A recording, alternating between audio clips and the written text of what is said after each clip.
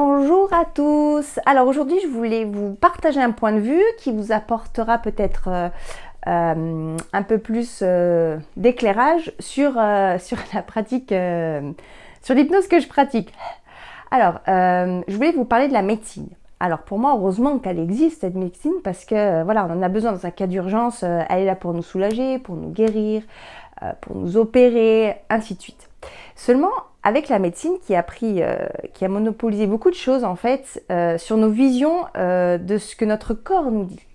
Et c'est comme si pour moi, on était maintenant, dans notre société, c'est comme si on avait un brouillard, là, un voile devant les yeux, qui parce qu'il y a la médecine, on n'a plus besoin de s'écouter parce qu'elle va nous guérir. Seulement voilà, notre inconscient, quand il y a quelque chose à l'intérieur de nous qui ne va pas, qui est resté coincé, il va nous donner un message. Et ce message, pour que nous puissions l'entendre, il va nous secouer très fort jusqu'à en venir aux maladies. Et donc ces maladies, elles ne sont pas là contre nous, mais bel et bien pour nous avertir que quelque chose ne va pas. Alors c'est tous les problèmes de peau, problèmes d'audition, de vue, tout en fait, même les schémas répétitifs. Et donc, c'est l'inconscient qui va déclencher ces maladies. C'est l'inconscient qui fait que vous respiriez, qui fait que vous êtes capable de marcher quand vous avez envie de marcher, etc. Donc, c'est lui qui va déclencher ces maladies-là. Seulement, voilà, si on est malade, on va chez le médecin, il va nous soulager par des médicaments, il va nous guérir, ainsi de suite. À aucun moment, on va se dire, qu'est-ce que mon corps a voulu me dire, en fait? Et qu'est-ce qui va se passer? La maladie va peut-être disparaître, mais elle va revenir sous une autre forme. Et ça va être comme ça, une espèce d'engrenage. Et ça va être de pire en pire, boule de neige jusqu'à ce que, voilà, c'est comme si la conscience voulait absolument nous secouer et dire, mais maintenant, il faut absolument faire quelque chose parce que on ne peut plus fonctionner comme ça, nous, à l'intérieur, il faut que ça sorte. Donc, ça peut être une émotion coincée de notre enfance, qui n'a pas été extériorisée, puis qui est là, puis qui est vraiment en train de noircir de l'intérieur.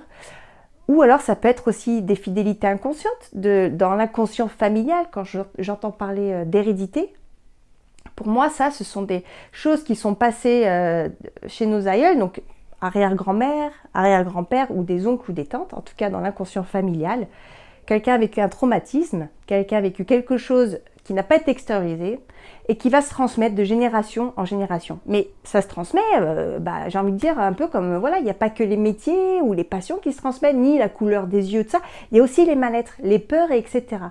Et puis, et donc, voilà ce que notre corps essaie de nous dire. Et nous, malheureusement, on n'écoute plus. Et moi, maintenant, c'est ce que je fais avec l'hypnose.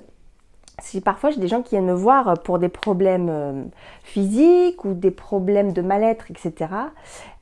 Et comme j'ai déjà expliqué, donc avec des contes métaphoriques, on va donner à l'inconscient de quoi être entendu, de quoi trouver un outil pour pouvoir extérioriser ses émotions coincées. Puis parfois, il a besoin de parler aussi, il a besoin de se livrer. Et c'est à ce moment-là que on va avec lui je vais pouvoir échanger et lui dire peut-être que tu devrais pouvoir faire ci comme ci et accéder en fait à une solution pour lui, pour se soulager de tout ça, pour extérioriser tout ça. Et ensuite, les maladies, si elles ne sont pas irréversibles, elles vont disparaître. Et elles ne viendront pas sous une autre forme en fait, sous un autre mal-être, sous une autre forme de problème physique, etc. Donc voilà ce que je voulais vous partager aujourd'hui. Je vous souhaite une belle semaine et à bientôt. Au revoir.